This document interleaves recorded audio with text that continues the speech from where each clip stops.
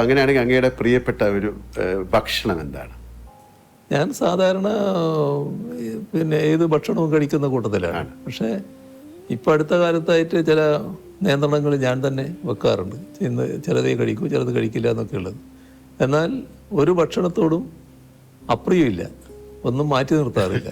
എല്ലാം കഴിക്കുന്ന ഒരു കൂട്ടക്കാരനാണ് ഞാൻ. ചിലപ്പോൾ ഭാര്യ അല്ലെങ്കിൽ അമ്മ അങ്ങനെ ആരെങ്കിലും ഉണ്ടാക്കുന്ന ഭക്ഷണത്തോടായിരിക്കും കൂടുതൽ താല്പര്യം. അങ്ങനെയൊക്കെ അങ്ങനെ ഉണ്ടോ? എനിക്ക് തീർച്ചയായും അതാണ്. വീട്ടിലെ ഭക്ഷണമാണ് എനിക്ക് ഏറ്റവും താല്പര്യം. അതിൻ്റെ പ്രശ്നം എന്താണെന്ന് വെച്ചാൽ, വീട്ടിൽ നിന്ന് പുറത്തിറങ്ങി ഭക്ഷണം കഴിക്കുമ്പോൾ പലപ്പോഴും വീട്ടിലെ ഭക്ഷണത്തെ പറ്റി താരതമ്യപ്പെടുത്തി പോകും. അതെപ്പോഴും എനിക്ക് താല്പര്യം വീട്ടിലെ ഭക്ഷണം തന്നെയാണ്. അമ്മയെപ്പറ്റി നമ്മൾ ഒരുപാട് സംസാരിച്ചു. അമ്മ എന്നത് ഒരു കൺകണ്ട ദൈവമാണ്. അങ്ങയുടെ അമ്മയെപ്പറ്റി, ആ ആത്മബന്ധത്തെപ്പറ്റി അങ്ങേക്ക് എന്തെങ്കിലും കൂടുതൽ പറയാനുണ്ടോ? അമ്മയുടെ വേർപിരിയലാണ് പറയാനുള്ളൊരു ഭാഗം. അതായത് അന്ന് ഞാൻ തിരുവനന്തപുരത്താണ്. തിരുവനന്തപുരത്ത് പാർട്ടി സെക്രട്ടേറിയറ്റ് മെമ്പറായിട്ട് ഫുള്ളായിട്ട് ഇവിടെ നിൽക്കുന്ന സമയം.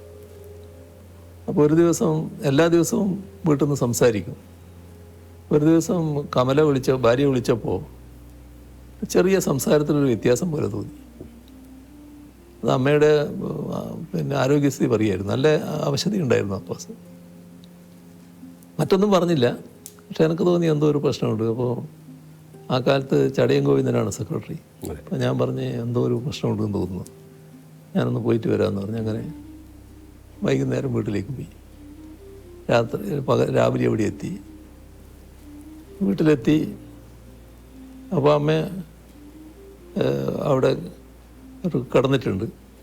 അവിടെ നിന്ന് എഴുന്നേറ്റിരുത്തി എൻ്റെ ദേഹത്തിങ്ങനെ ചാരിയിരുന്ന് ലേശം വെള്ളം കൊടുത്തു. ആ വെള്ളം കുടിച്ചു.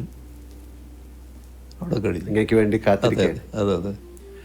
അപ്പോൾ അതാണ് അതിൻ്റെ പ്രത്യേകത. അത് കഴിഞ്ഞിട്ട് എനിക്കറിയാം അമ്മ ഏത് നിമിഷവും മരണപ്പെടും എന്നൊക്കെ നമുക്കറിയാമല്ലോ. പക്ഷേ ഞാനും വൈഫും മാത്രമേ ആ സമയത്തുള്ളൂ, മറ്റാരുമില്ല. അപ്പോൾ ഞാൻ പുറത്തിറങ്ങിയിട്ട് ആളോട് പറയണമല്ലോ.